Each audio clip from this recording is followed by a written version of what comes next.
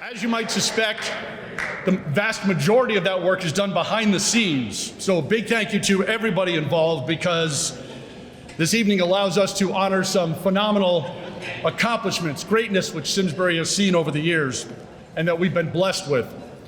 As an aside, since you're all at your tables, if you know of somebody who deserves to be a part of this group, there are little A-frame cards on your table with a QR code. Feel free to scan those, submit a name, a nomination. On the other side, there happens to be a donation QR code, so feel free to use that as well. For those of you at home, SimsburyHallOfFame.com takes you right to the site, and you're able to nominate somebody right there. Our celebration tonight, our program overall, our athletic program, would not be what it is without its leadership. Superintendent Matt Curtis is here. Thank you to the entire staff at the district offices, the Simsbury Board of Education, Maggie Seidel, our new principal at the high school, the Simsbury High School Athletic Office, led by Athletic Director Jeff Pinney. Give them a round of applause. Why not?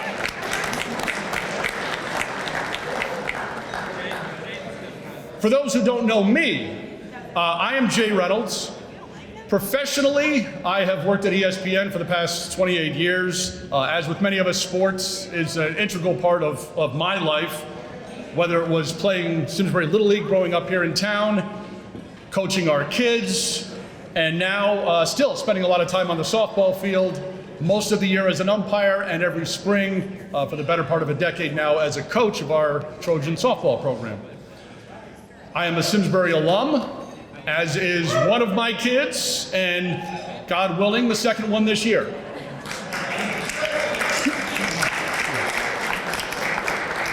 So all that said, I am well aware of the tradition that Simsbury has for greatness. I am thrilled to be here as we honor some of that greatness this evening. And now I'd like to introduce another very familiar face to us all, longtime Simsbury educator, administrator, coach, and a member of the Hall of Fame committee, Steve Petrino.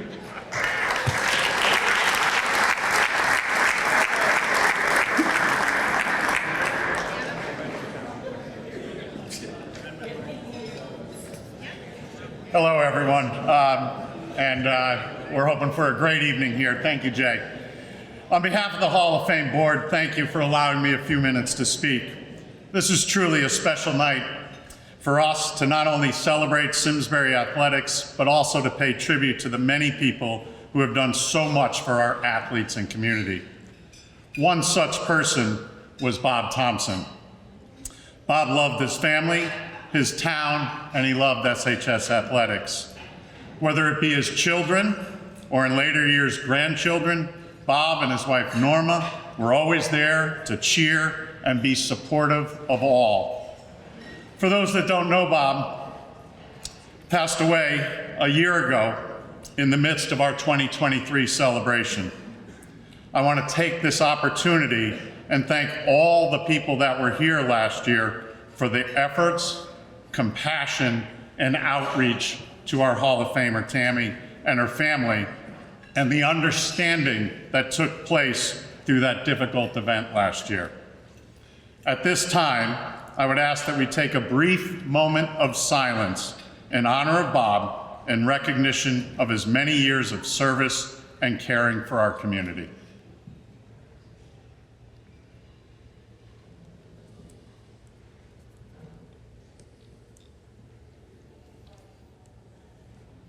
Thank you. Before I turn it back over to Jay, I would like to ask two groups to stand to be recognized. First, I want to recognize our past inductees who have come back. If you could please stand, I'll try to get all the names. Past inductees, get your acknowledgement. Ray Schwartz, Frank Shaves, Emmy Lou McLean, Sam Johnson, Doug Crampton, Tammy O'Brien, Dan Hood, Brian Hood.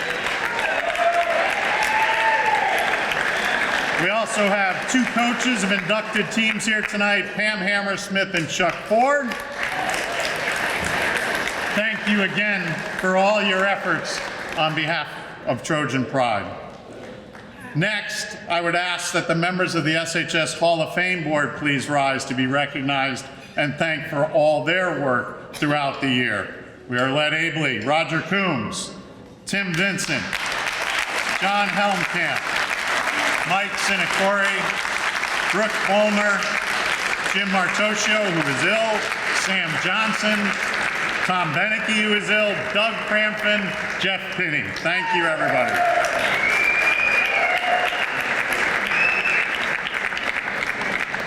Finally, I want to thank our sponsors for this year. Our success at bringing this event is intricately tied to our community support. As such, we thank Garrity Asphalt and Reclaiming, as well as Northwest Bank and their new president, Maura Milo, thank you, for their dedicated financial support for Simsbury Hall of Fame and commitment to a better Simsbury. On behalf of the board, thank you to all. With that, I turn it back to the one and only Jay Reynolds. Thank you, Jay.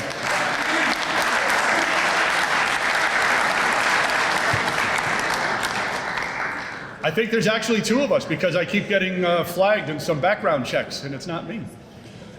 Adding to what Steve said, also thank you for being here tonight, just for showing up. For those of you streaming on SCTV, it's probably mid-May when you're watching this, and you're wondering why we got folks in here wearing mucklucks and bean boots. We're all gathered here in January, and forecasters have, for the past few days, been talking about a foot of snow. So, speaking of feet, we're here to honor some amazing feet.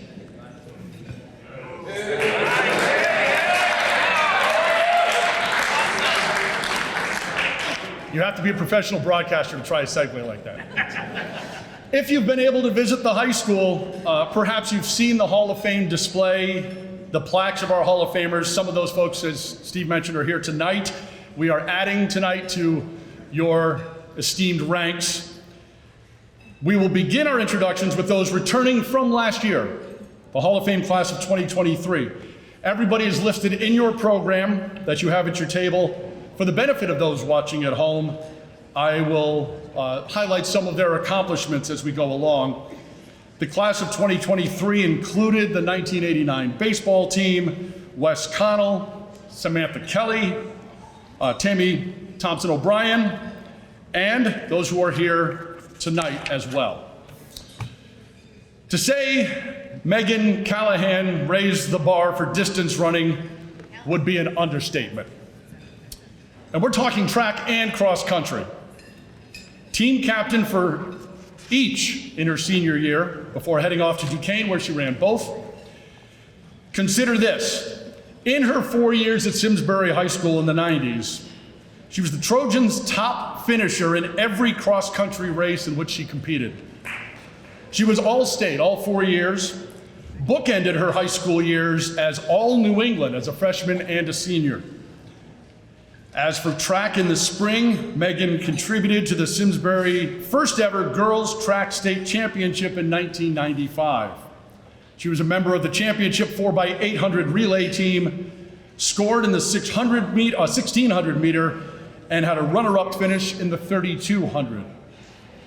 She was runner-up in the 3200 at the Class L state championship, set a school record in the 1600. She was part of the relay team that set the school and Class LL state record in the 4x800.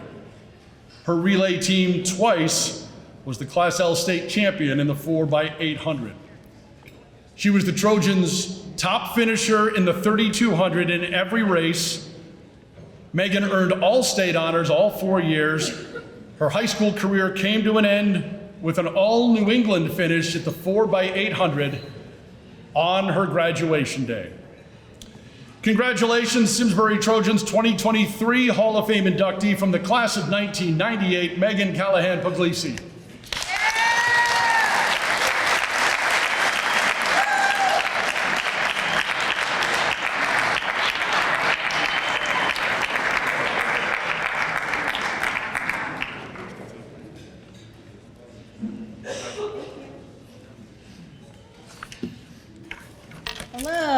Hello, everyone. Thank you for being here. I am so excited to be here tonight and so grateful for the opportunity to come back this year. This induction into the Simsbury High School Hall of Fame means so much to me. Thank you for the nomination and the inclusion. To be up here with so many other notable athletes and to have my achievements included is the honor of a lifetime. Thank you to the athletic department and Simsbury Public Schools administration for recognizing and celebrating excellence. Congratulations to all my fellow inductees, past and present, and thank you to the families, coaches, and friends who are here to share our night. A special thank you to my own guests, my husband Ryan, my 4 children, Henry, Isaac, Rory, and Ruby, my parents, Mike and Lynn Callahan, my sisters, Caitlin and Moira. I am sure that my brother Sean would have loved to be here. My family moved to Simsbury in 1992, just in time for junior high. But arguably, my running career started in Simsbury at Stratton Brook Park in 1986. The Pathfinder was my first 5K. I fell twice, which no one who is familiar with my running history would be surprised by, and won my age group and an apple pie. Over the years, I ran many miles on the beautiful trails of Simsbury, Stratton Brook Park, McLean Refuge, Penwood, and our formerly Cinder Track. I've been a runner for as long as I can remember. It is inextricably part of me. My high school career is the source of so much pride and so many wonderful memories. It took a ton of hard work, logging 50-mile weeks during summer break, going out for extra hill repeats after my cross-country practices were over, going to bed early, even as a teen, because those 2-a-days came early. My high school memories of cross-country and track are full of the best parts of high school sports.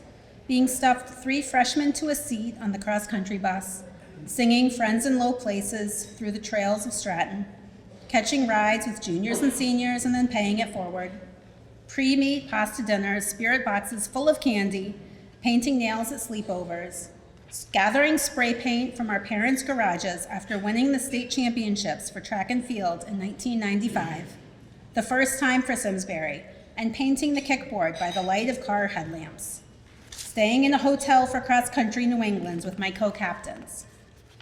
One of my favorite running memories was from my very last race, which was also my very last day as a Simsbury student. In track, my best event was the 3200, and I also ran the 1600. In state meets and invitationals, I was proud to be part of the 4x800 meter relay. I was never the fastest runner on it. Most years I was number 3. All 4 years, we earned all-state in that event and qualified for New England's. Every year we bombed there. Kudos to the proper peak for states. My senior year, New England's were postponed due to weather, and the new date was the same day as graduation. Coach Collins left the choice to me, the only senior on the relay team that year, if we would compete. Without hesitation, I said yes. I wouldn't miss my senior track New England championships for anything. I don't remember much about the race itself, but I do remember screaming for my teammates and the absolute high of finishing 4th place, and for the first time, earning all New England for the 4x8 and for track. We drove home from Rhode Island through a hailstorm to get to graduation in time. My hair was still damp from a quick shower when I lined up and told everyone I came across about our race. There could have been no better capstone to my high school career.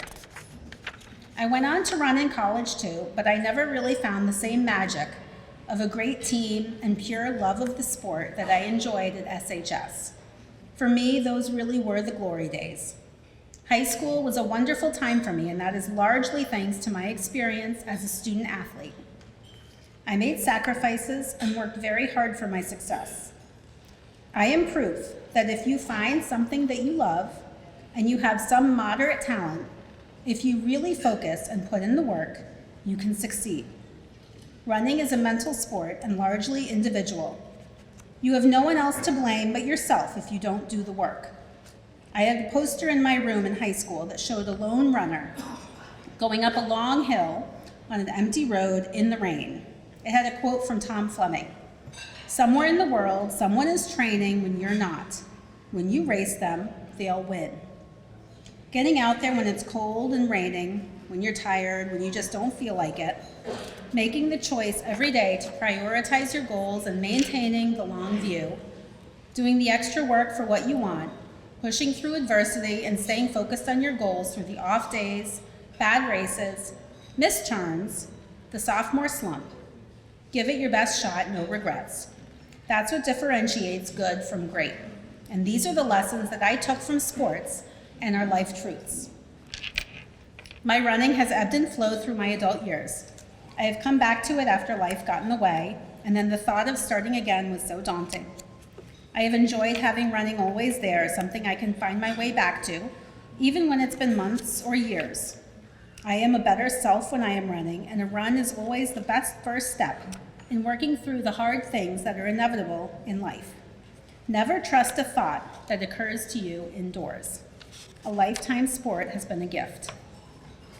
My dad trained and coached me through my childhood, drove me to the early morning road races, and took me to Hershey meets and Junior Olympics out of state. Dad, you are the reason I was able to reach my potential as an athlete, and the experience of running with you for so many years means so much to me. The memories of pizza, Diet Coke, and Toll House cookies, with a pay-per-view movie in a motel before a big race, the 1 minute and 2 minute hills, the cold, miserable, hilly loop through Granby in the dark of the winter, listening to you talk politics. I remember the runs we were on when we talked about big things, from starting point lighting to losses. Our relationship, as well as my running career, were built on those runs. As a parent myself now, also with 4 children who are participating in sports, I now appreciate the sacrifices that my family made, without which I could never have been as successful. During all those runs and trips, my mom stayed home with my 3 younger siblings, a sacrifice that is hard to appreciate until you are living it, as my family is now. My dad attended every single one of my races until I went to college, and my mom was at almost all of them as well. My daughter is 5, so I know how hard it was to bring my then 5-year-old brother to my cold, rainy cross-country races and long, blistering track meets. Mom, your support allowed me to have the success I did as a runner, as a student, as an adult, and as a mother myself. Thank you. I am so thankful for my high school athletic experience. Simsbury does a great job of supporting student athletes and raising up their accomplishments. This Hall of Fame is a great contribution to that, highlighting and honoring excellence in sports and setting an example to our current and future athletes to strive for. I am grateful to all my teammates through the years who I'm loved running with and love supporting as we all work together towards success. You made it so much fun. My track coach, Rick Collins, for training me and pushing me, and for always trusting me to know what I needed to do and working together with me, and for building a strong state championship program. I didn't have the pleasure of training under Coach Mike Cohen, but the gravitas that he gave to the cross-country program and including the girls' team in pre-race meditation and visualization was so beneficial. Thank you to the athletic department who supported me when I needed it. My entire life was lived in an era where women's sports were protected, funded, and celebrated. Girls' sports are important. They need to have the opportunity to be aggressive and physical on the field safely, to get out there and win in their athletic pursuits. We are all here in this room today because we recognize the importance of sport and fair competition. Please continue to raise up our daughters and hold space for female sports. Thank you to my family for being here tonight and every day, for supporting me then and now, for continuing down the path of youth sports with all the sacrifice and effort that it requires. Sports matter. Henry, Isaac, Rory, Ruby, I take unending pride in watching you kids leave it all on the field, and I hope that you derive as much joy and life lessons from the experience as I have.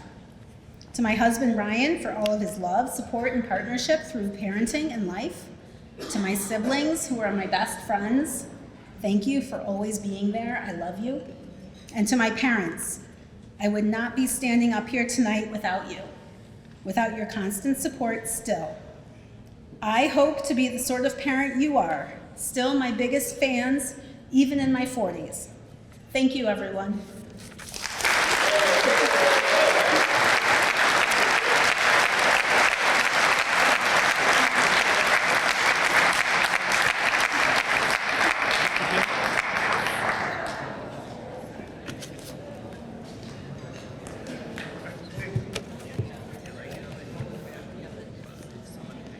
LeVar Gary was born and raised in Hartford. Came to the Simsbury school system in kindergarten through the Project Concern program. That program, founded in 1966, is now known as Open Choice. At Simsbury High School, it was football and track and field. LeVar was a 3-year starter in football. His senior year of 1997, all conference and all state as a DB.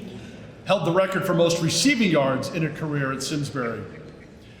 Speaking of records, there was track. LeVar was all conference in 97. In 1998, set records in the 55, 100, and 200 meter dashes. Set the records and held them for 24 years. After Simsbury, LeVar continued football and track at Nichols College. He was a 4-year starting defensive back and return specialist. In 2000, he was an honorable mention All-American for both.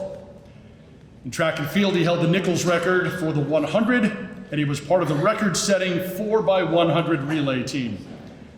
He's a member of the Nichols College Athletic Hall of Fame and now adds this honor as well. Congratulations, Simsbury Trojans 2023 Hall of Fame inductee from the class of 1998, LeVar Gary.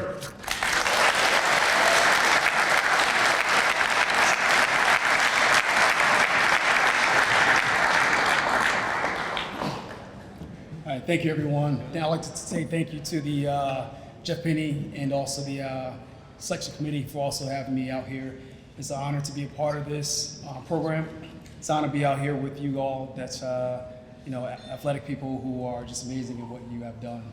For myself, like you said, is I came from Hartford, so it's a little bit different from how the program, than living here in town. It's a stark difference between where I grew up and coming up over here in Simsbury, and I was very welcome, from families as the Furies, and then later on years with the Hoods, kind of welcomed me into their home, and a big part of my life and a big part of my development and growth, not only as a man, but also as an athlete as well, too. So I appreciate you guys. Thank you so much for your support. It was fun. I had a great time, built a lot of networking and friends and everything along the way. Got to share, the track with some of you guys who are amazing. Kind of like Antoine, it was great being on the track with him. I did my freshman year while he was a senior. Looking at him as a legend was amazing to be out there. And now we're here. I'm an old, washed-up man, and looking back and thinking about all the accomplishments that I've achieved. Now it's a part of my life now where I'm actually with my children, Layla, Michaela, and Jackson, as they continue on with their athletic and education as well.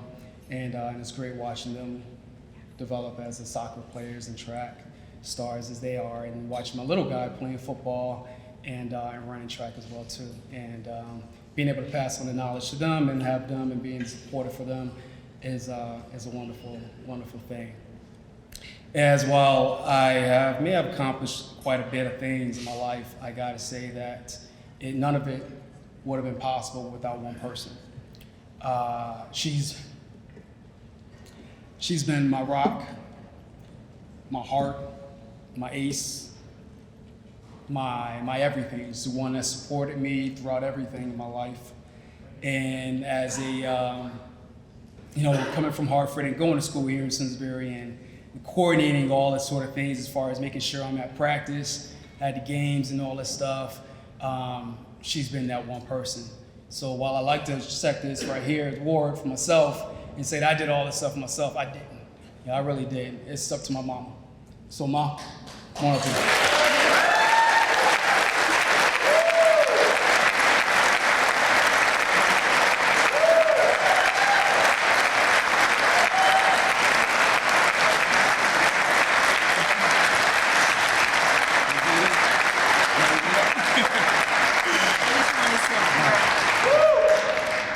I just want to say I'm proud of my son, LeVar, and I wish him continued luck. Thank you. Thank you, everyone.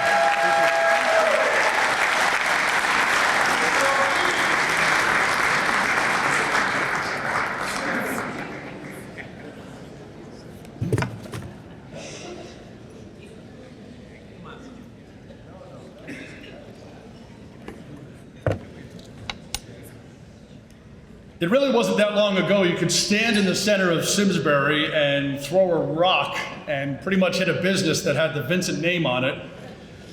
Vincent Florist, Vincent Service Station, Vincent Funeral Home, and of course Vincent Sports Shop.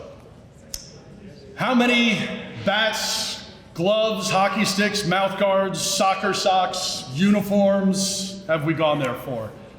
Opened in 1973, over 50 years ago, by Tom and Tim. Of course, that was after high school for Tom Vincent. At Simsbury High School, he began, between soccer, basketball, and baseball, Tom earned 7 varsity letters in 3 sports. In soccer, he was a captain, earned all Northwest Conference honors. Basketball, he was team co-captain in 1966. Won the Northwest Conference Championship in 1966, was named All Northwest Conference and second team All-State. Baseball, again, All Northwest Conference, first team in 1966. After college, Tom began as we know, phenomenal coaching career. At the American Legion level, he coached Simsbury for 24 years, won 4 Zone 1 titles, 8 championship appearances, and won the state championship in 2003. Tom also has compiled an extensive list of community service, whether it was a board member at the Farmington Valley YMCA or as Simsbury's first selectman. He's been the Rotary Club Citizen of the Year, and he was named a Town of Simsbury Hometown Hero in 1994. He's a former Connecticut American Legion Baseball Coach of the Year, and a couple of years ago was inducted into the Connecticut American Legion Baseball Hall of Fame.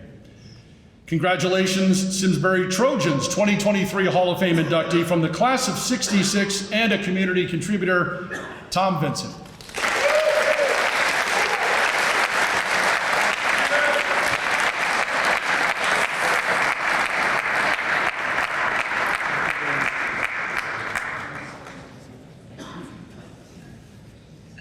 Thanks, everybody, and welcome, and I'm glad all of you made the trip in this cold and possibly snowy weather. I unfortunately may have to try to fly back to sunny Florida tomorrow if the plane takes off. But we'll see what happens. First, I'd like to thank Athletic Director Jeff Pinney and the Simsbury High School Hall of Fame Selection Committee members for bestowing this great honor on me. I happen to be up at this podium at the very first Hall of Fame, as my father was inducted to the Hall of Fame at Simsbury High School. He had passed away, so I made that speech for him. So this is my second try at it. As I told Doug Crampton, who sends out these emails every other hour, to make your speech 5 minutes, I told him I am a politician, and to tell somebody that's a politician to only speak for 5 minutes, you get a head chopped off. But I was fortunate to see his son play for me as a baseball player, and he was a great one. I would just like to acknowledge some of my family and friends who are at the tables. I'd start off with my brother Tim, my brother Tony and his son Jeffrey, my son Tommy and his lovely wife Emily, my 2 grandsons, Will and Ben, who are my heart and soul, Katie and Corey Vincent, and Kelsey and Mike. Thank you very much for being here this evening to share this with me. I would also like to thank my dad and mom for all their sacrifices they made during my time as a youth, a young teenager, and a young adult. They allowed me the freedom to be able to play all the sports throughout my developing years. And I'll take a break because there's not many three-sport athletes. I actually played 4 sports in high school, but to play 3 sports this day and age takes a lot of effort and time, and I thank them for being able to give me that privilege. My dad and mom had great years throughout my career to develop me. They paid for the fee for me to play. They volunteered to coach and to organize the leagues. And my dad built many of the fields that some of you have played on. They developed and supported a home environment that allowed me to practice hour and hour every day at home, perfecting my skills. I would also like to thank my brothers, Tim and Tony, for their continued support throughout my life, as they have always been with me through the good and the bad. I got to see the best pure shooter Simsbury High has ever had. He is my brother, my friend. He was my business partner, my brother Tim. I also got to coach, because I've coached for, God, it knows, over 25 years. I got to coach my brother Tony in high school, believe it or not. No one ever gave 100% more on the court than my brother Tony. And he also gives each day 100% in his life. I would also like to thank and mention all the great coaches that influenced my life and set the foundation for my playing and coaching career. Some of these names you'll remember, some you may not. Ray Gilbert, Leo Pinsky, Rolly Morrison, Perry DeAngelis, Ed Lowndes, Russ Scholes, the great Jack Wilson, Roger Wickman, and Gordy McCullough.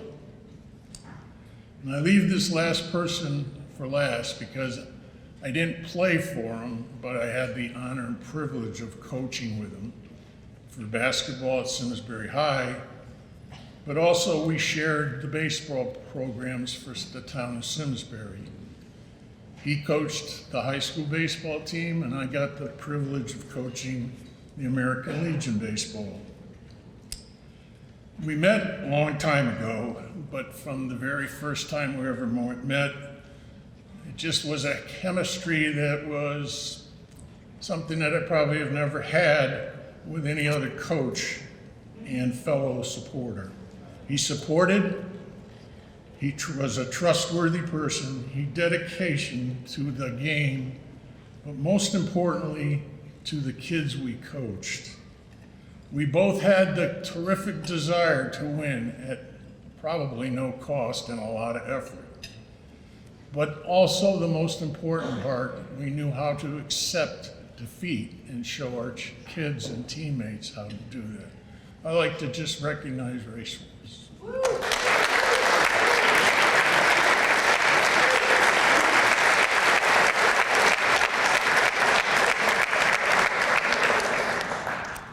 Of course, my greatest coaches were my mom and dad, as they taught me and allowed me to play sports, but my dad was a firm believer of teaching life lessons. He went to Simsbury High School, he had a great career himself, and he was more than just an athlete, he was a person. He was humble, he was kind. He taught me everything I know in life, and I appreciate him and my mom. At this time, I would just like to say one quote as I was a coach, so you're going to have to bear with me because I got about 3 or 4 of these. But one of them I think that stuck with me for a long time, and a lot of you guys who played under me would know. Opportunity is often missed because it is disguised as hard work. I'd like to take you back a few minutes through the 50s and 60s so you can picture what a youth at Simsbury High School sports was like back then, because I think I'm probably, if not the oldest, one of the oldest people in this building right now. So we played football, soccer, and baseball. All of those fields were at Memorial Field, and if you can visualize Memorial Baseball Field, the outfield was where we played our soccer games. The men's softball field, as it stands now, was where the high school played its football games. Our baseball games, of course, were played at Memorial Field, but nothing like the Memorial Field of today. We had one slab for a wooden bench. The scoreboard, you put the score up on a nail above the dugout, and that's what we played. There was no outfield fence for 2 of the 4 years I played, and we were fortunate the last 2 years we got a snow fence put up. So our locker rooms for those days were at Central School. If you can envision, the basketball games were played at Henry James Gym. As I said, the school had the 7th and 8th graders as well as 9th through 12th all at Henry James. I'll just share a little story with it, as we all have our little stories, but the school, when we'd get out of school, we'd walk down to Central School, go in the locker room, and then cut across to the baseball field if you're playing baseball or soccer. And it was quite an experience. As you know, there was no cable TV back then. There was no cell phones. And for you people that were alive back then, you had 3 TV channels, 3, 8, and 18. That was it. But the good part about that was the community was always involved with the high school and its athletes. One of the most important parts was that our basketball games on a Tuesday or a Friday night, if you didn't get a ticket on Monday, for most of those games they were sold out. So if you can envision playing at Henry James with about 1,000 people that gym held, and that was a lot of fun.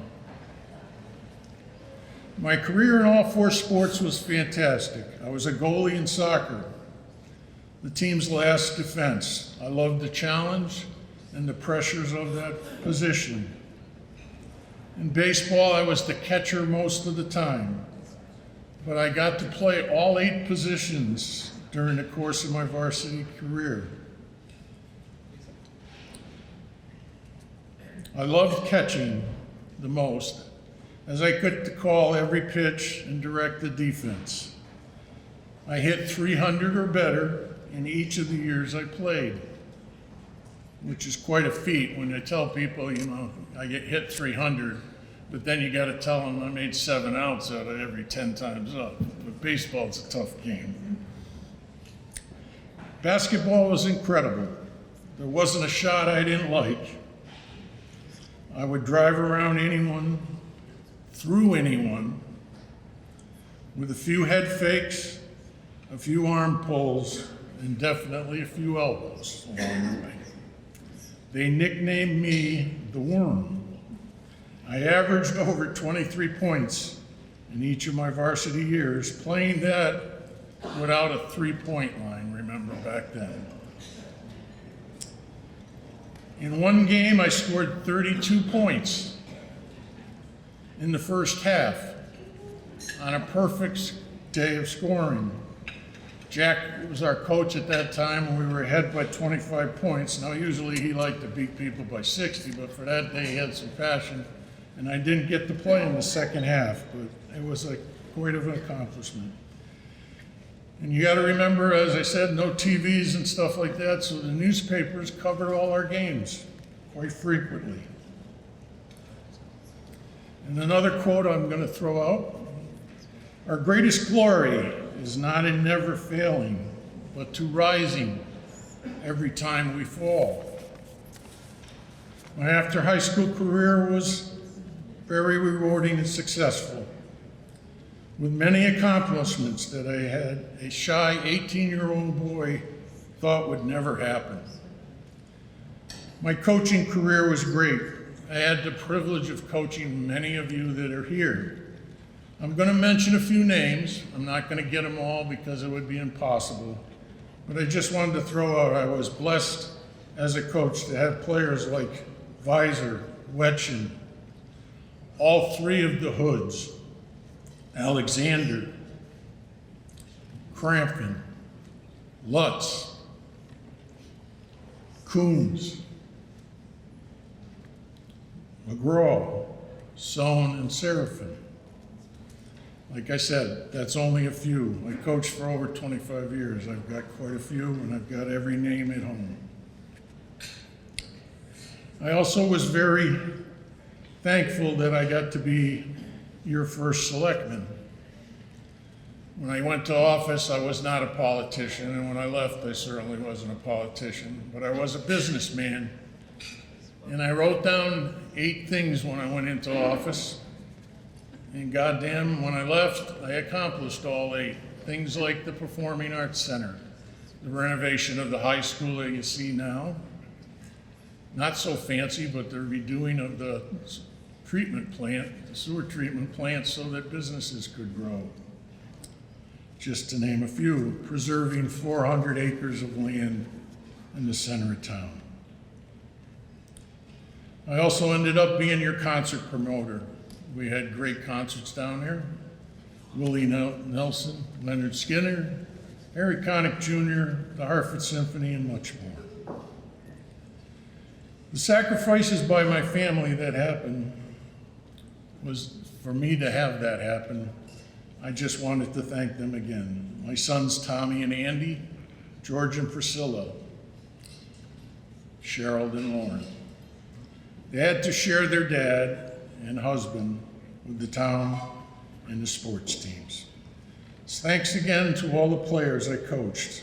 It was filled with so much fun and happiness. I got to see them all develop in such a fine players, but most importantly, into successful young adults. In closing, I am so happy and honored to be inducted to the Simsbury High School Hall of Fame. I have been truly blessed in my life. I will still be around, even as I live in Florida, as I will come back this time and time again to see my 2 grandkids, who I want to stand up so everybody can see them.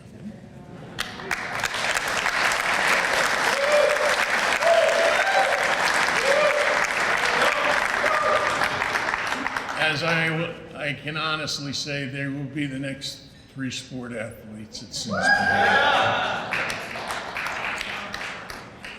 As I said, I was fortunate to have a mom and a dad who sacrificed.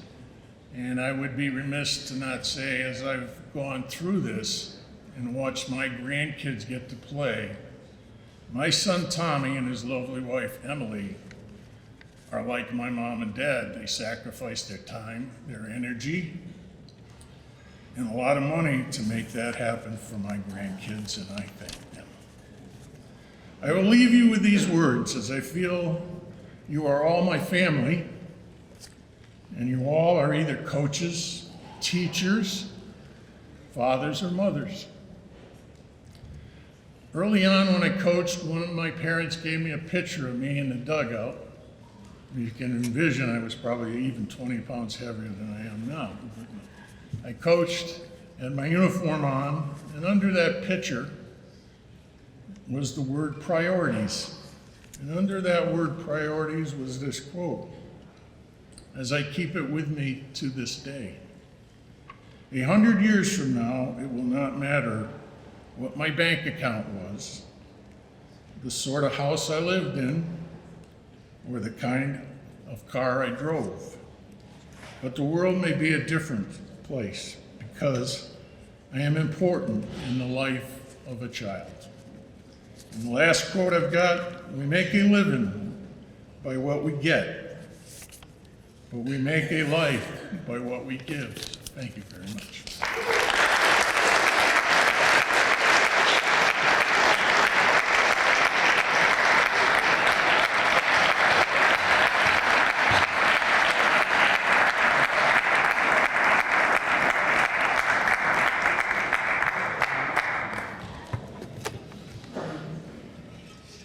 those names he rattled off of people who played for him, guess who wasn't on that list? I never did. And he's my cousin. I don't know if any of you noticed when he mentioned his mother and father, the slideshow stopped on a picture of them, so that was pretty appropriate. Elmer and Joanna up there. There are sports in Simsbury that have some deep roots: baseball, basketball. The history of hockey is a bit more recent. Boys hockey didn't arrive at Simsbury High School until the 70s. Girls hockey, not until the fall of 1987. A couple of years after Kip Sapel first proposed it. He played 4 years of hockey at Nichols College, then returned to Simsbury playing locally. In the 80s, with an incredible amount of work, he guided girls hockey into a reality. Consider the challenges at the time. There were no girls' youth programs. Funding, ice time, equipment, competition. In all of New England, there were 3 girls' high school teams. From there, though, girls' hockey eventually grew. Most towns would reach out to Kip for help forming their programs.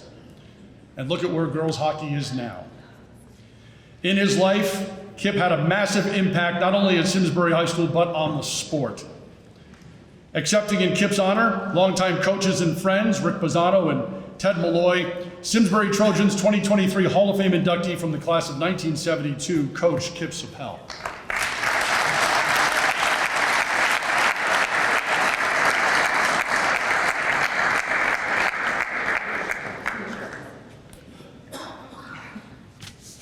I don't even know where to start with this thing.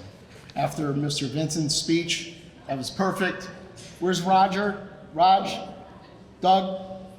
Where's my cutlets? You said leave it within 5 minutes, and here I am. He took 10 minutes. I want my cutlets. Right?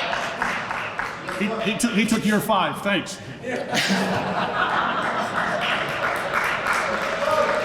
And then the other thing that came out is that I have crosses, I have Matheson, I have Coombs, I have, where are we here? Charbos. I thought it was at an Irish convention instead of a Hall of Fame meeting here. Anyways, good evening all. Congrats to the 2003-2024 inductees to the Hall of Fame. Just like to have a personal shout out to Tammy Thompson O'Brien, to the Cross family, to Bill Garrity. Bill, we never sat in a meeting that long with Tom, did we at all? Come on. My name is Rick Bozzano, and for the 15 plus years I coached at Simsbury High School within the women's ice hockey and men's soccer program. I am proud to represent and honor the 2023 inductee to the Simsbury Hall of Fame, Kip Sapel. I worked with Kip Sapel through the tough early days of putting girls' public school ice hockey on the same platform as other sports like Jay led to. As the classic Grateful Dead song, Truckin', it was a long, strange trip on these buses that we had, that the Salters were so nice to put up with us with 60 screaming girls and 2 buses going down the road, in New England was just great. I have not completed that bus ride with anybody else, nor with some coaches that I like to mention. Coach Mark Melangonis, Mary Porter Wright, Jeff Cordier, Tyler Webb, Pete Whitney, and a host of volunteers that we got over the years. While we just kept trucking buses and sometimes, like I said, 60 hockey players in a program that moved forward with promoting Simsbury and girls ice hockey. Kip Sapel is the grandfather of Simsbury Girls Public School Ice Hockey, and a true pioneer that began in the mid-1980s and ended with his passing to the great rink in the sky in 2008. Coach Sapel was a true innovator that put girls' public school ice hockey on the map in Connecticut and within New England. He began girls' ice hockey in Simsbury, but most importantly, he assisted other public schools in their programs at an early age, where, like Jay said, the only game in town was really prep school. He was the first sitting commissioner of the first public school ice hockey league in Connecticut, and it was called the Central Connecticut Girls Ice Hockey League, CCGHL. The original 6, just like in hockey, The original 6 in public schools that made up the CCGHL at this time were West Hartford, West Haven, Hamden, Hand, Guilford, and Simsbury, which all began in the 1990s. His dedication to women's sports was amazing, and his efforts are not forgotten today with the support of his family, friends, and current coaches, and especially the Simsbury Hall of Fame. On behalf of Coach Sopel's family and their extended family, I'd like to thank the Hall of Fame committee for this opportunity to represent Coach Sopel at this great celebration. Thank you. We're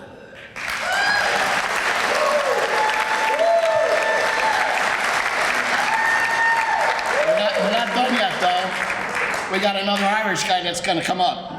At this time, I'd like to introduce a special guest that has a few words on Coach Sopel and his achievements. I'd like to introduce Mr. Ted Malloy, who was a close friend of Kip.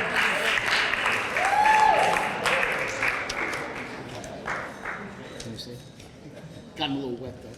We did.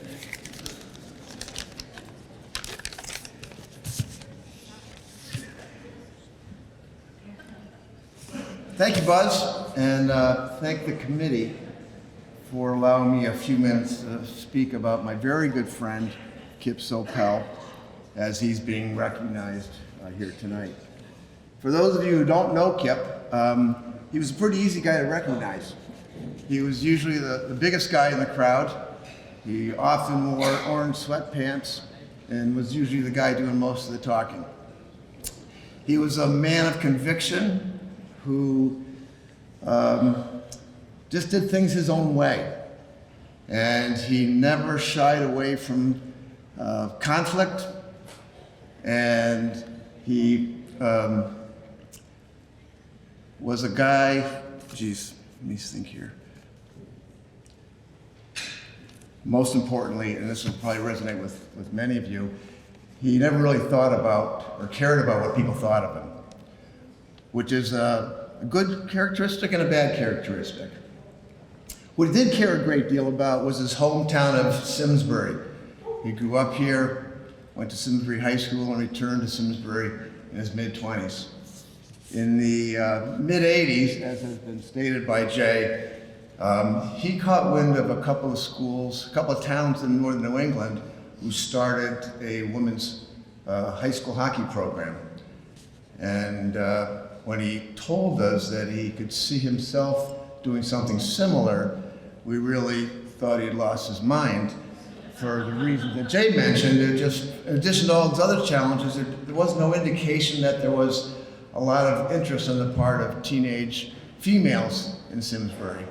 But he stuck to his conviction and his vision, and with the help of the high school administration, the men's coaches, the parents of those early players, his friends, and actually a fair amount of money that he was willing to spend. The program got on the ice in 1987 and succeeded from there. About 10 years ago, and maybe it's more recent than that, some of the people in this room sat down and talked about their vision of starting an athletic hall of fame here at Simsbury High School. And likewise, they had their challenges, but they worked together, worked collaboratively, and we are the beneficiaries here tonight of those tremendous efforts. So as much as I hope you'll think of Kip as the person largely responsible for bringing women's high school hockey to the state of Connecticut, I also hope that you'll think of Kip as one of the many visionaries in this town that helped make Simsbury such a great place to live. If he were here today, he'd be very proud and highly appreciative of your accepting him into the Simsbury High School Hall of Fame. Thank you.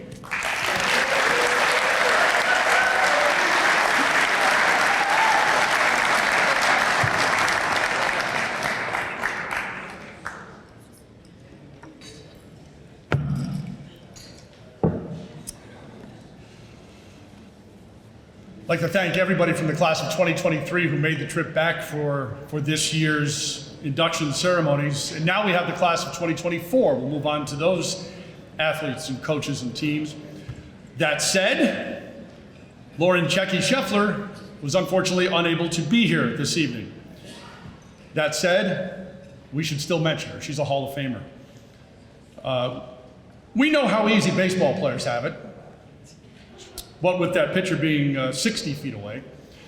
Softball, that pitcher's 43 feet from you, but Lauren Checky excelled at it. Check played 1 season of field hockey, 1 season of basketball, but after an ACL tear in 2004, she focused on softball and was a 4-year starter at Simsbury. Lauren was a catcher and a third baseman, hitting .444 in her career. She was a 3-year captain, 4-time All-Conference, 3-time All-State. She was the Connecticut Gatorade Player of the Year in 2006. After Simsbury, Lauren played for a season at UConn, starting 35 games. Her first collegiate at-bat was a home run. She earned Big East Player of the Week honors. She was named to the Big East All-Academic Team in 2006. A back injury did shorten her playing career, but she stayed active with the program and was the team manager for a couple of years. From the class of 2006, Lauren Checky Scheffler. We will offer Lauren a chance to come back next year because we can never talk too much softball. But if you want to give her a round of applause, I'm sure she'll see it on SCTV.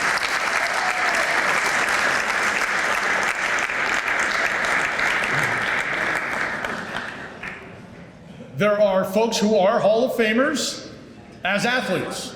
There are folks who are Hall of Famers simply by their contributions to the community. And there are a select few who are Hall of Famers as both. We're actually blessed to have 2 here this evening. And once again, we have a name synonymous with Simsbury, Garrity. Bill Garrity, Simsbury native, Simsbury athlete, Simsbury community servant.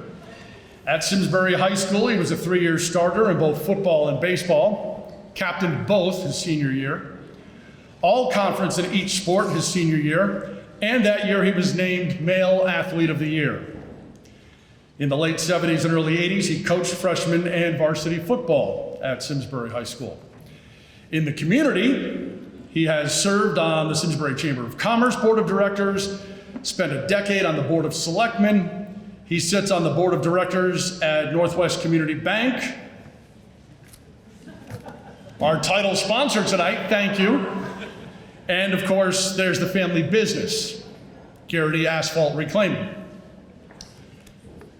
That business has certainly impacted and had an impact on a lot of folks, whether through employment, community donations, everything from the Simsbury Performing Arts Center to the Thomas F. Garrity Jr. Fitness Center at Simsbury High School. So congratulations, Simsbury Trojans 2024 Hall of Fame inductee from the class of 1977 and a community contributor, Bill Garrity.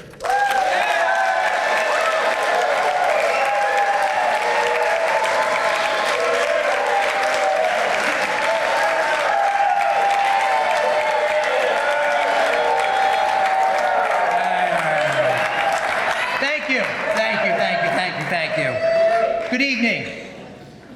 First of all, I want to give out some thank yous. I'd like to thank the Board of Directors of the Hall of Fame, especially Roger Coombs, who just cracks me up. Jeff Pinney, the Athletic Director, thank you much for getting this Hall of Fame all together. It's just a great honor for everybody here. You do such hard work at this event and also at the golf event that we have in October, and just thank you so much for doing this.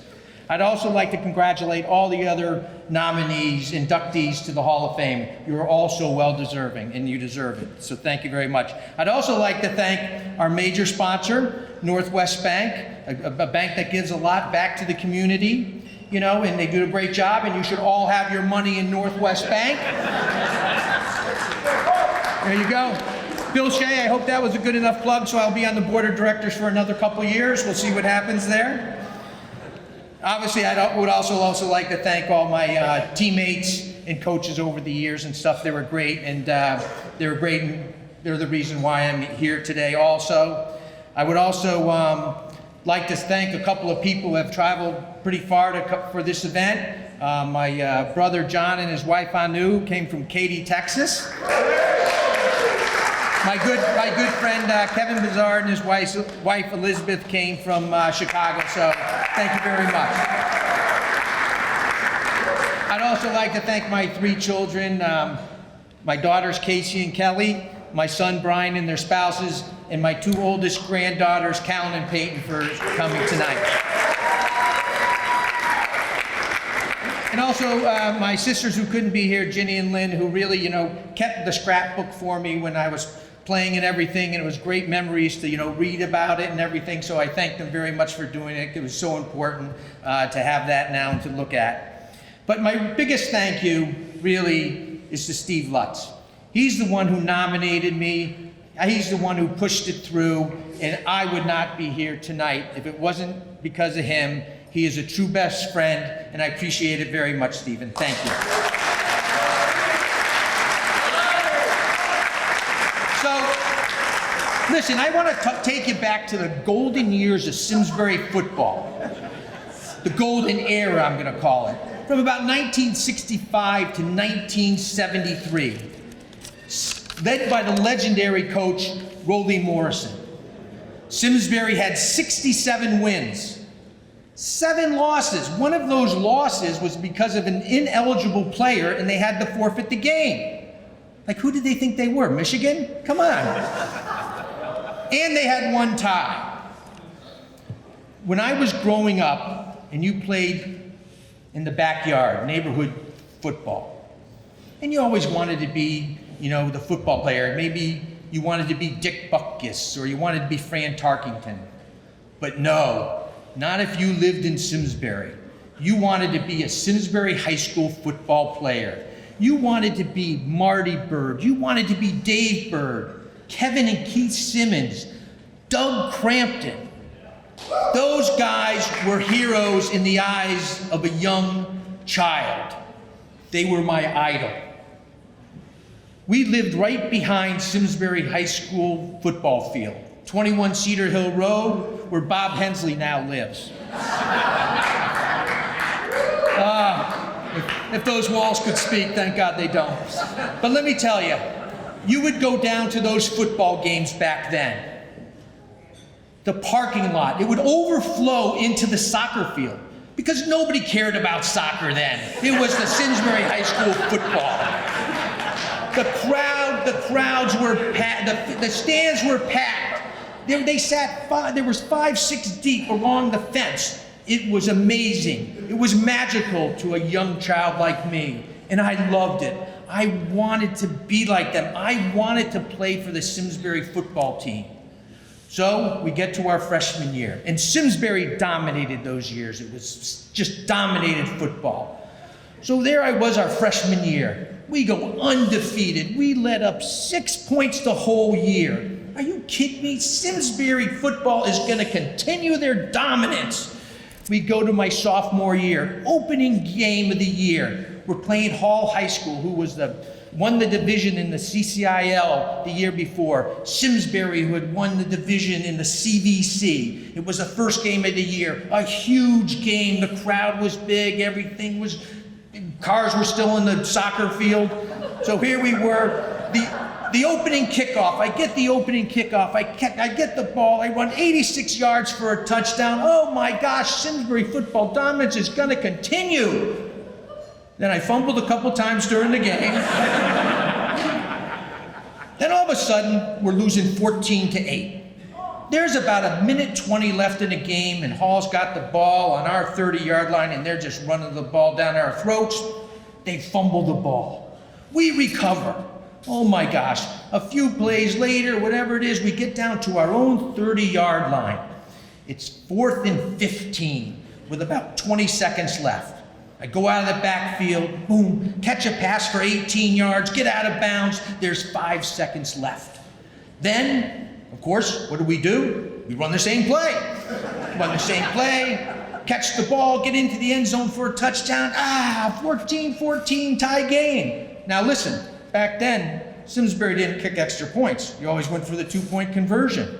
So that's what we did. We got the two-point conversion. We won the game 16-14. The crowd's coming out in the field. It's crazy. Simsbury football continues its domination. Until it didn't. That year we finished 4-5-1. The first losing season in 11 years for Simsbury. There was one game we were playing Newington, who we used to thump, and they were good this year. So it's 1:45 for a 1 o'clock game, and they're not there. And I'm like, oh, this is great. First of all, I'll take a win any way we can get it. So what happens? They come at 10 minutes to 1. They were up at Memorial Field practicing. They showed up, I guess to try to psych us out. They really didn't have to do this, but they thumped us like 55-12. It was unbelievable. My junior year, we were a little bit better, 5-5, but not up to Simsbury standards. My senior year, well, we had great hope. We started 0-3, and then what happens? Coach Morrison calls me into his office, and he resigns. I'll tell you, as a 17-year-old kid, the room just spun. I don't know the reasons why. I probably do, but I'm not going to bring them up. But that man deserves to be in the Hall of Fame. He didn't deserve to go out the way he did. He just was such a great coach and a mentor to so many of us. And it just crushed me. Well, anyways, what do? We go 1-9. It was a disaster. We lost more games in one season than they lost in the golden era when they lost 7 in 9 years. It was unbelievable. And all I can think about, they say that you learn a lot more from losing than you do winning. And if that's true, Albert Einstein has nothing on me. Now, I also played baseball for Jack Wilson. And I've got to tell you, he called me this morning. I was shocked. He called me to congratulate me that I got into the Hall of Fame. And he goes, Billy, I call all my players who are inductees, the day of the event. And it touched me so much. By the end of the conversation, we were both getting choked up. But he was just unbelievable, and I was so surprised by it, and it was great, and it's because of this Hall of Fame, stuff like that happens. Now, I'll give you a quick little thing about Jack Wilson. I don't do a very good imitation about him, but here I was just struggling my junior year. I probably struggled most of those years.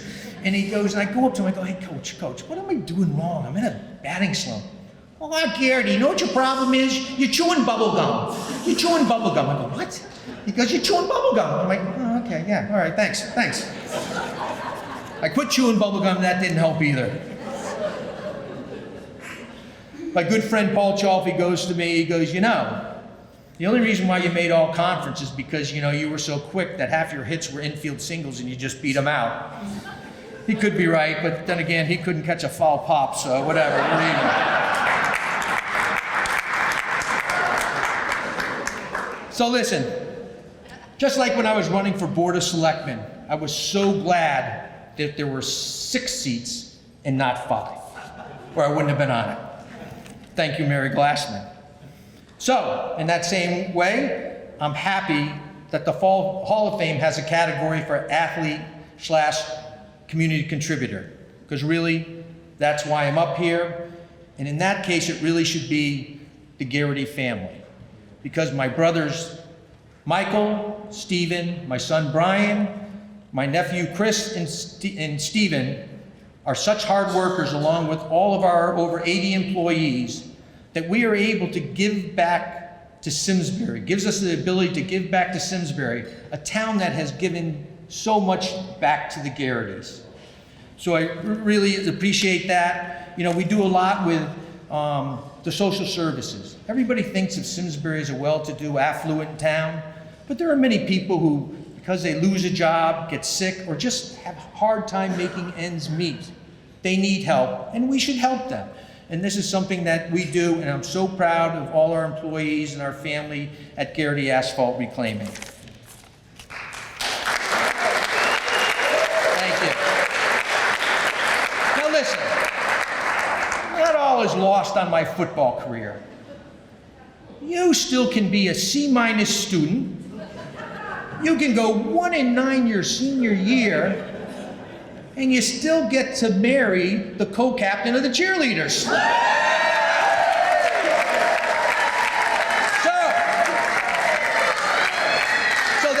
that is what I did when I married Ann Johnson, as we know her as AJ. She's my biggest supporter, and I would not be up here tonight without her help, so thank you, AJ.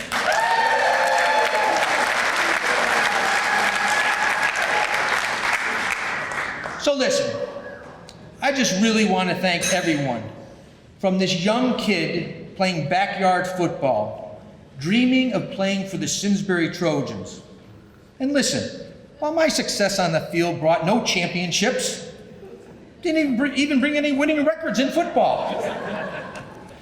But what they did, those challenges in my high school career, those challenges in my political career, and those challenges in my business have molded me into the person I am today, and I'll take that any time. Thank you very much, everybody.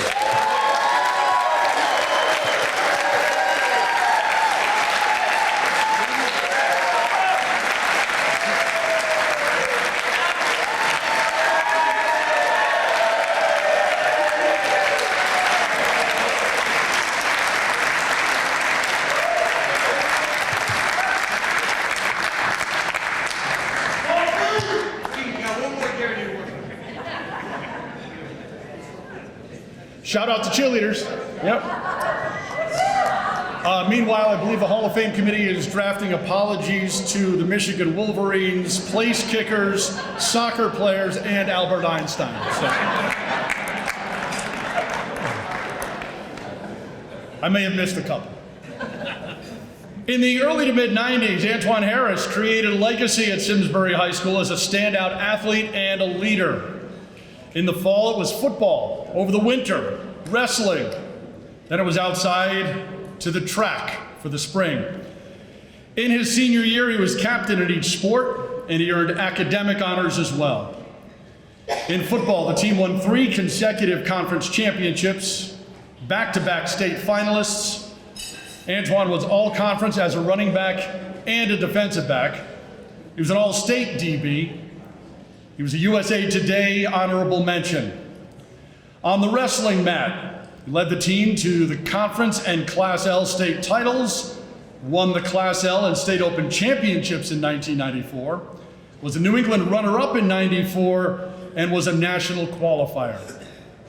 On the track, he helped lead the team to 3 consecutive conference titles, tied the school record in the 100, placed 4th in the state for the 300-meter hurdles. After Simsbury, Antoine went to the University of Southern California. He walked on as a defensive back in football, ultimately being awarded a full scholarship in his 3rd year. Great to have him back in Simsbury tonight. Congratulations, Simsbury Trojans 2024 Hall of Fame inductee from the class of 1995, Antoine Harris.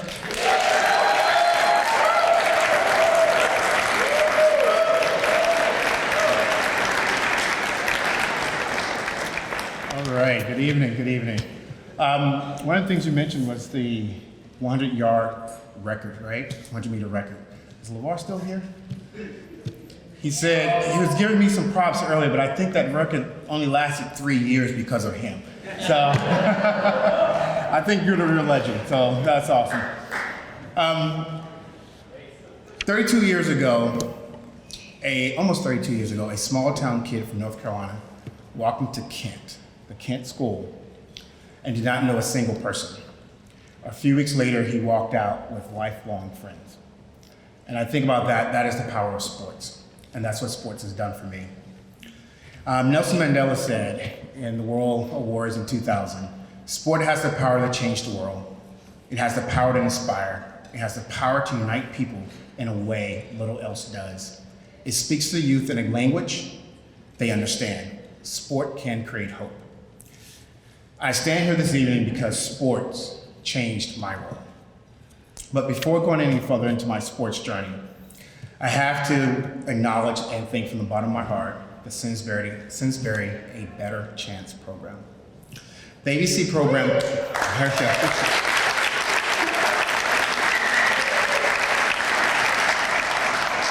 The Simsbury ABC program has been creating opportunities in this community for 50 years.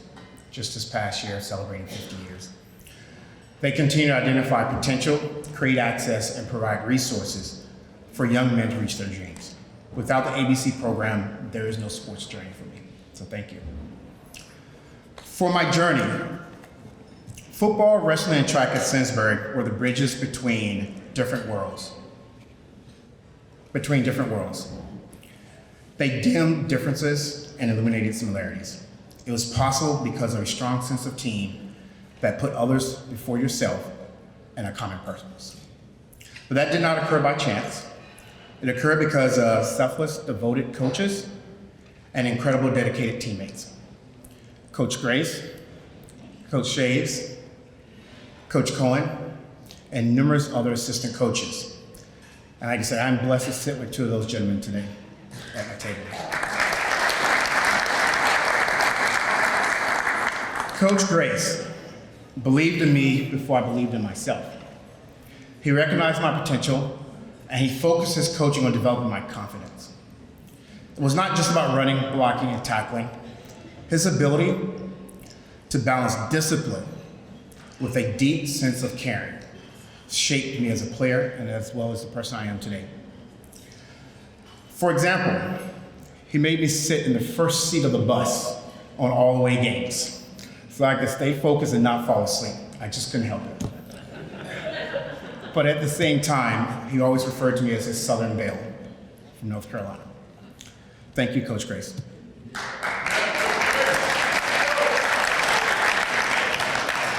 Coach Shaves taught me how to compete. When you had more than one person in a weight class, you had to wrestle off every week for your starting position. You could not rest on what you did yesterday or what you did last week. He created an environment that thrived on competition. We did not just compete with our opponents and other teams, we competed amongst each other. We competed with each other, we competed with ourselves. Our success as a team was driven by his ability to make each individual piece stronger. Thank you, Coach Shaves. Similarly in track, the sum was greater than its parts. In a sport as individual as track is, the constant pursuit of PRs, right, personal records, did not overshadow our full commitment to win as a team. While we're here to celebrate our sports journey, the experiences go beyond the field, the mat, and the track. Those experiences from sports have really shaped every aspect of my life, and it shows up as hard work, resilience, commitment, continuous improvement, integrity, respect, and team. All values forged from sports. I am the guy at work that used way too many sports analogies. I know, I'm still working on that one too. My daily team meeting is called the locker room. And the reason it's the locker room, not because it's a cool name for a meeting, but it sets the tone for our team. My locker room at 9:05 every day means we'll be direct, we will be honest, and we will have each other's back. Personally, it shows up as always striving to get better. As I look at my kids, Hudson, Sadie, and Zoli, it's the reason I challenge them to be the best version of themselves. To be the best version of yourself, you have to lean into and develop your potential. In the book, Hidden Potential by Adam Grant, it emphasized not only measuring the success by the peaks you reach, but by the distance and the journey you've come. I am thankful for that journey from Henderson, North Carolina to Simsbury, Connecticut.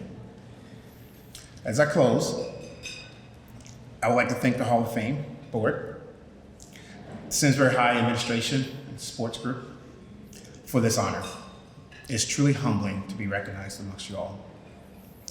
I also would like to thank all the guys on those teams, football, wrestling, and track. A couple of those guys here today, Will Berry and Curtis Looney. Appreciate you guys extremely. Also my captains. You know, this wasn't a journey alone. Probably there's all the accolades and things that you read, and I'm really, really proud of those items, but most proud of being voted by my teammates to be captain of those 3 teams. Right, that's the one having a vote of confidence in you to be up their leader. I would like to thank my mom. My mom's not here, still in North Carolina, but she's always provided space for me to figure it out, explore, fail, get up, go do it, figure it out again. And so I do thank my mom for that.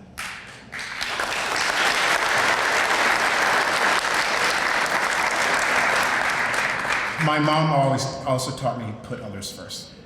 She's one of the most she gives everything to everyone. And so I thank her for that. Lastly, Simsbury did not only provide an amazing experience with sports, it also provided my wife, Ashley. Ashley's a Simsbury High School alumni.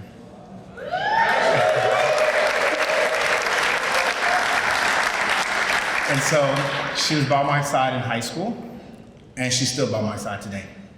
So thank you for being part of my journey.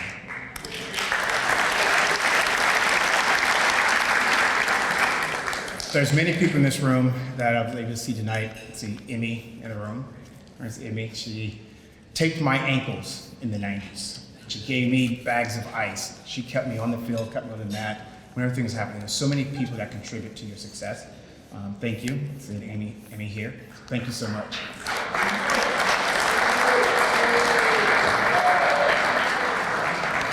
I end with simply saying, Simsbury and Simsbury High School will forever be a part of who I am. Thank you.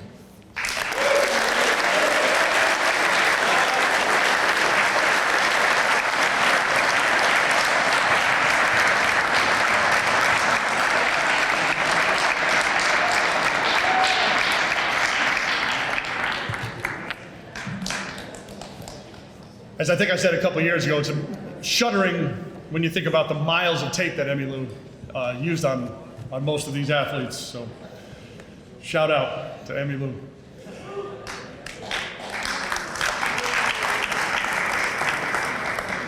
If you're familiar with the geography, just a couple hours west of here, you know there's a slight difference between the Farmington River and the Hudson River. Shannon O'Neill is a Hudson Valley native from Newburgh, New York. Landed here in Simsbury, though, in time for high school. And she made the most of it, playing field hockey, basketball, and lacrosse. She was ultimately a 3-year player and captain for each. In field hockey, Shannon was a 2-time All-State selection. In basketball, 2-time All-League. In lacrosse, 2-time All-League. And in 1993 was an All-Conference and All-American. Shannon was the SHS Female Athlete of the Year in 1993. After Simsbury, she played lacrosse at Villanova, was a 4-year starter. She was a captain her senior year, 2-time Mid-Atlantic Region All-American. She held the school record for total career points until 2022. She is now second in Villanova school history in total assists and ground balls, as well as total career points.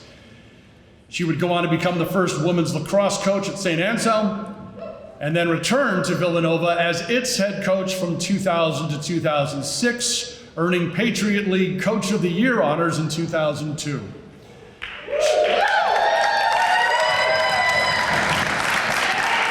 Shannon is currently the national coach of the girls lacrosse program at the IMG Academy in Bradenton, Florida, and now back in Simsbury. Congratulations, Simsbury Trojans 2024 Hall of Fame inductee from the class of '93, Shannon O'Neill.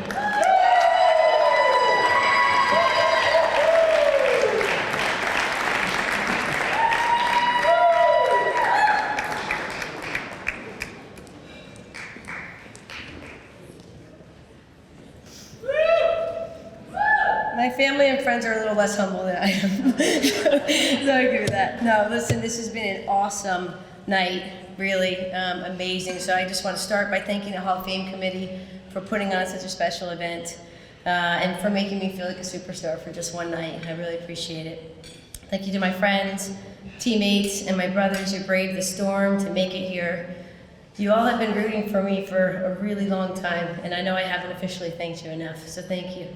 To my mom, who's here tonight to celebrate with me, and to my late father, Mike O'Neill, who many of you have coached with or been coached by, thank you for instilling in me the passion to play and the will to compete, and for making that difficult decision to uproot our family from New York to Connecticut so many years ago, because it was this decision that changed my life forever.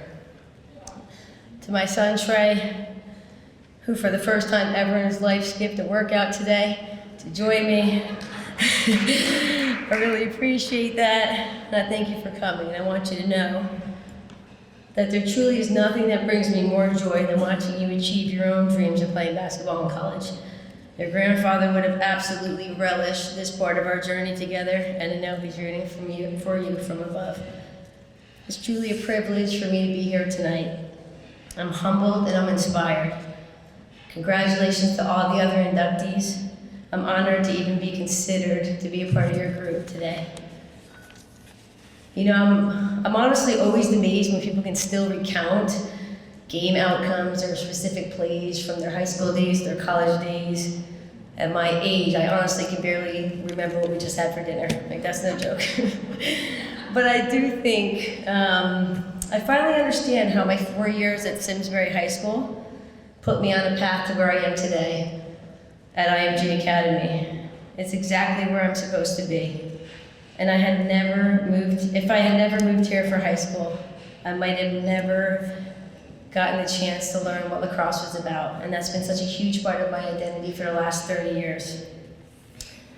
I really never believed my dad when he used to say to me, "Shannon, I never worked a day in my life. And if you find something you love to do, you won't either."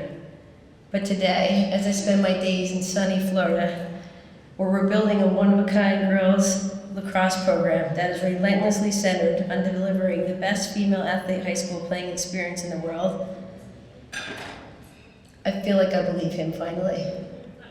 We're determined to be a merit-based, drama-free, and we're determined to help thousands of young girls that are teenagers really learn to root for each other, genuinely and consistently, in the classroom, on the playing field, on campus, and online. Our on-field success so far is the byproduct of our girls finding the same level of community, camaraderie, and joy playing high school sports that I found at Simsbury High School. So as I started to pull my thoughts together, I really saw clearly, for the first time, the origin of my life's work. Because the memories of my time playing here are never centered on the big wins or the agony of defeat, but on the overwhelmed sense of connection I felt walking the halls of Simsbury High School as an athlete with my number shaved in the back of my head, wearing a tie I stole from my father's closet to signify game day. I just never realized before that it was here, in this small town, where I first got comfortable being myself, competing to win, and daring to be great. Most people really don't know this, but before I arrived at Simsbury for my first day of 9th grade, I had made up my mind to shed the athlete label. I was ready and committed to officially become a NARP. Do you guys know what that means? The coolest thing about life today is that it's different to not be an athlete. A NARP is a non-athlete regular person. That's what the kids call them these days. So I had made up my mind to be a NARP when I came to Simsbury. I was excited. No more sticking out as the athletic girl. I highly considered taking my talents to the cheerleading squad. Because in New York, where I grew up, that was the standard path. I had trained for that. I'd been secretly practicing the basketball cheers in my bedroom. I was actually pretty good, to be honest. I have a loud voice and a really strong clap. Seriously. At that age, I just wanted to be the same. I wanted to be like everybody else. So I learned to dumb down my athleticism, and I learned to fit in. But when I arrived at Simsbury, something life-altering happened to me. The soccer girls were wearing their jerseys, and you could tell they just loved being around each other. And the field hockey girls were talking about captain's practice, who was going to be there. They were laughing and laughing about what happened the day before. To me, it was like as if all of a sudden every girl on the planet played sports. And not just that, but as I came to learn very quickly, most of the students, the greater Simsbury community, the parents and the teachers, they actually paid attention. They watched the games. They celebrated us girls individually and collectively whenever they could. They knew our names. They cheered for us in the hallways. They announced our upcoming games in the morning announcements. And our girls' teams, they played to win. Not just games, but championships, state championships. And it was right around that time of my realization that my brother Scott called home from Villanova to say, I know you don't know what I'm talking about, but tell Mom to go right now to Vincent's and get yourself a field hockey and a lacrosse stick. It'll be the right thing, trust me. And then he said to me, and don't make the same mistake I did. Don't wait to senior year to be great. That's my experience with Simsbury. And it took me to sit down this morning and put these thoughts together to really realize the impact that this community had on me, so I want to say thank you. Tonight, I'm also so excited to be sitting next to my field hockey and lacrosse coach for the first time in 30 years.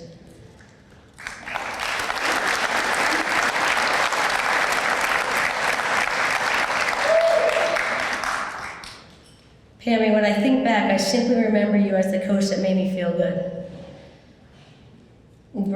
You were a constant for me when I needed that the most. What I remember so clearly about you back then was that you were always smiling and you were always laughing. Except for that one time, Chloe's gonna kill me, except for that one time that Shannon, Kate, and I drove around Westminster campus looking for unsuspecting faculty and students yelling, Westies, Westies, you suck! That was a bad decision. Did not make Pammy happy. But now that I'm older, I know that there's no way that every day was a great day for you. But we didn't know that then. We never knew. Positivity and pure joy for life were at the forefront of your leadership style. I was taught at that very young age that high school sports are supposed to be fun, regardless of what the end goal is. That it's okay to lay it all on the line and still come up short. That great teams have great teammates, and that winning is actually important. It's very important. Your enthusiasm encouraged me to play hard, and it got me to Villanova. But your warmth taught me how to lead with love. I don't even think I realized how much you've influenced my coaching style until I sat down to write this. So this is a long, long, long overdue thank you. So thank you, Pammy.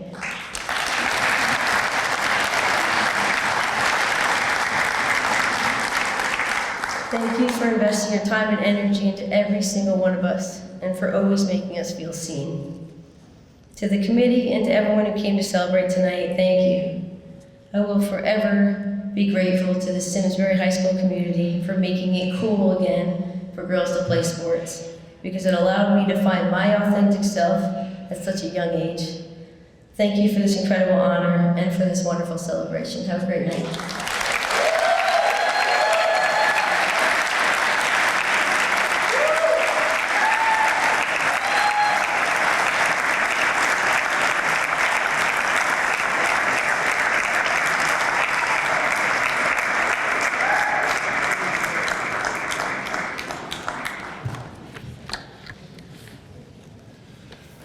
I'm told we've just added Westminster to the list of apologies. We have multiple hockey honors tonight. We've honored the individual contributions from Kip Sopel for girls ice hockey. On the boys' side, we are honoring the team from the winter of 2002 and 2003. This team had arguably the best season in program history, finishing 22-2. In the state semifinals, Kevin Connolly, overtime game winner, sent the team to, against Fairfield Prep, sent Simsbury to the championship game against Hamden, which Simsbury won 3-2, a game played in front of nearly 3,500 at Yale. So congratulations, our 2024 Hall of Fame inductees, Coach Tom Cross and the 2003 boys hockey team.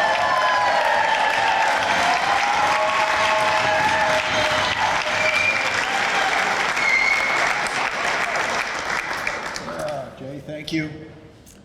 Got some great news, actually. This is the last speech. It's been a long night. It's also going to be the quickest speech, so that's good news.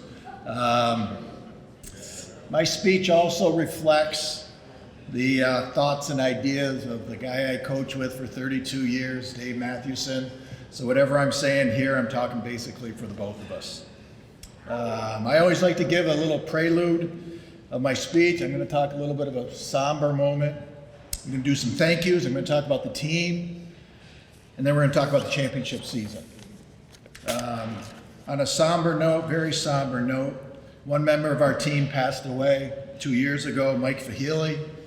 His mom, Marcia, is with us tonight. Mike, I wish you were here with us as well. He had a smile, he had a presence, and I can just picture him walking in the locker room. Doesn't matter what the day was.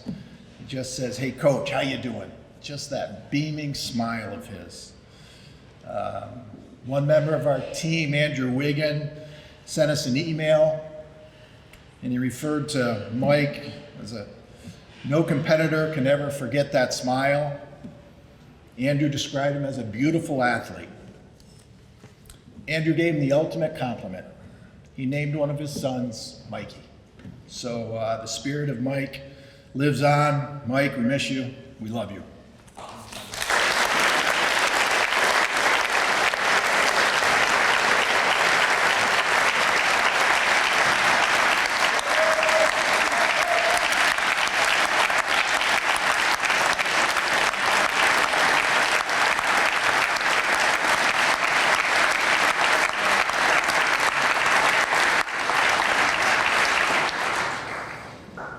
One advantage of a speech like this is you can thank people. Where's Bill? You thanked everybody under the sun, so I'm not gonna repeat a lot of the ones that you thanked.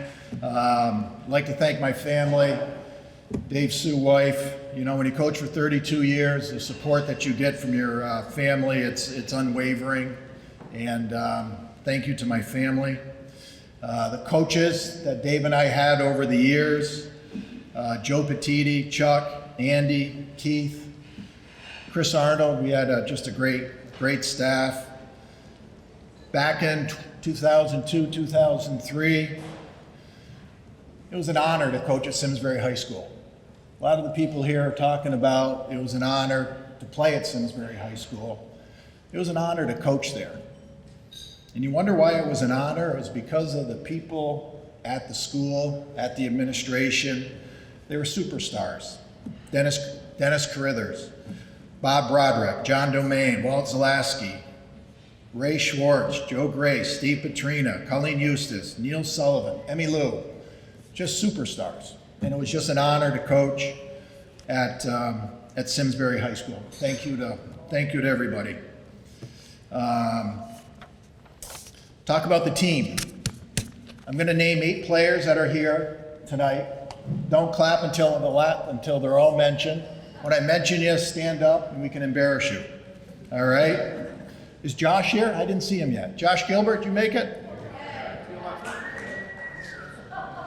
Hey, Josh, hold on, hold the applause. Oh, Matt Sharbuck couldn't be here. He was supposed to come from Maine, and the weather scared him away. Matt Carey, Mike Salter, Jason Alexander, Seth DeRochers, where are you, Seth? Good stuff. Kevin Connolly, John Schlicker, Danny Hood, members of the team.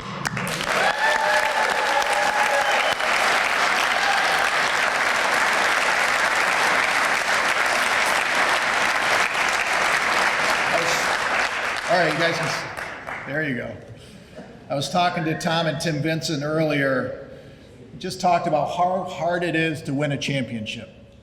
Doesn't matter the level, doesn't matter the sport, it's just incredibly difficult to win a championship. You need everything, you need a lot of different components, everything to come together. You need leadership. We had 2 great captains, Josh, Matt, Stepanian. We had 6 seniors. You need character, but you need a couple characters also on the team. Matt Sharbaugh, I wish he was here. God, nobody was a character like Matt. His father's Jeff is here. You need skill. We had it. You need toughness. Mike Vahili is probably the toughest player we ever had. You need youth. We had one sophomore line. We called them the red line: Peter Roundy, Kevin Conley, Ryan Ballantyne. They were dynamic. Need unselfishness. I talked to Kevin Conley a couple days ago, and I asked him the highlight of this championship season. And he said it was a championship game when his line mate couldn't play. Ryan Ballantyne got hurt in the semifinals, and he couldn't play. And it just made an impact on Kevin. And it just tells you the unselfishness on a championship team when somebody, that's his highlight. He felt bad for his teammate. To win championships, you need studs. There's no other way to say it. Danny Hood, you were the best defenseman in the state. Josh Gilbert, I think he had 30 goals that year. That's what you need. You need under the radar guys. Jason Alexander, you're probably the most underrated defenseman we ever had. You need guys to step up. You give them an opportunity and they step up. Seth DeRocher never was on the top line, but when Ryan Ballantyne got hurt, Seth stepped up. Guess who scored the winning goal in the championship game? Seth.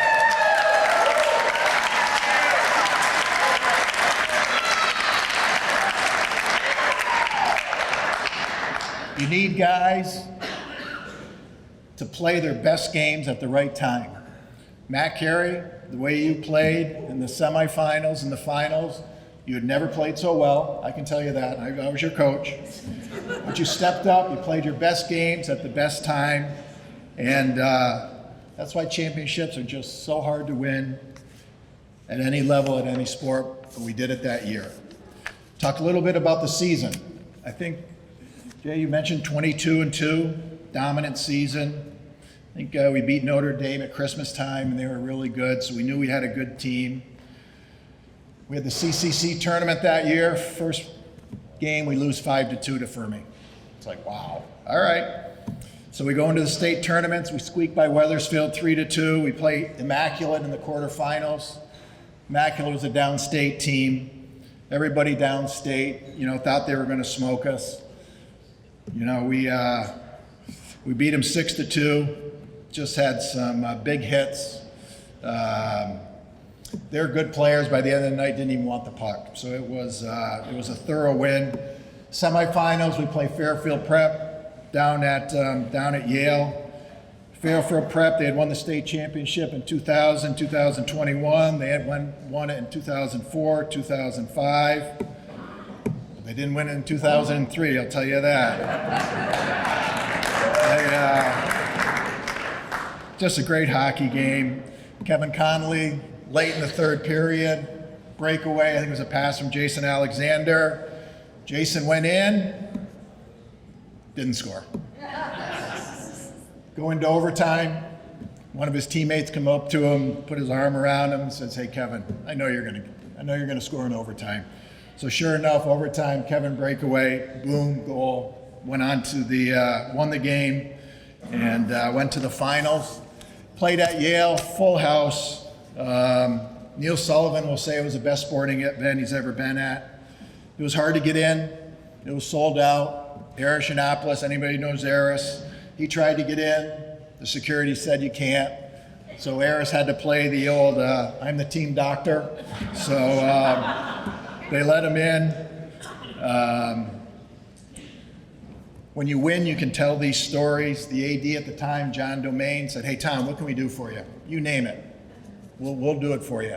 I said, "All right, just give me one ref from the north, one ref from the south." People who don't know, there was a really difference from the north and the south. And so I said, "Just get me one ref from the north, one from the south." He called the CIAC to request it, and they hung up on him. That wasn't a good sign, Third period, we're up 1. And sure enough, we took 3 penalties in the third period. Probably the worst penalty in the history of high school hockey. Danny Hood. It was so loud in the rink, you couldn't even hear yourself. You couldn't hear anything.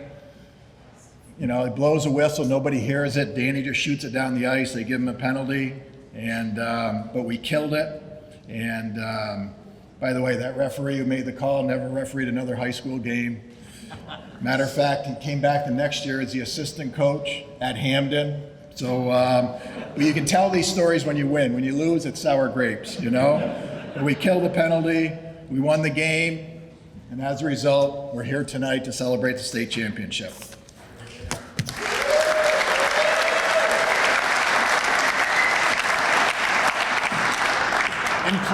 In closing, the team brought joy and the fondness of memories of so many people. The coaching staff, we still talk about it. The fans, people still come up to me. You know, we were at that game. It was just a great sporting event. The parents, whenever I run into them, you know, we love to reminisce. And the players, you know, you can never take a championship away. Thanks again to the players. You worked hard, you played tough. Great job, well done. Thank you very much.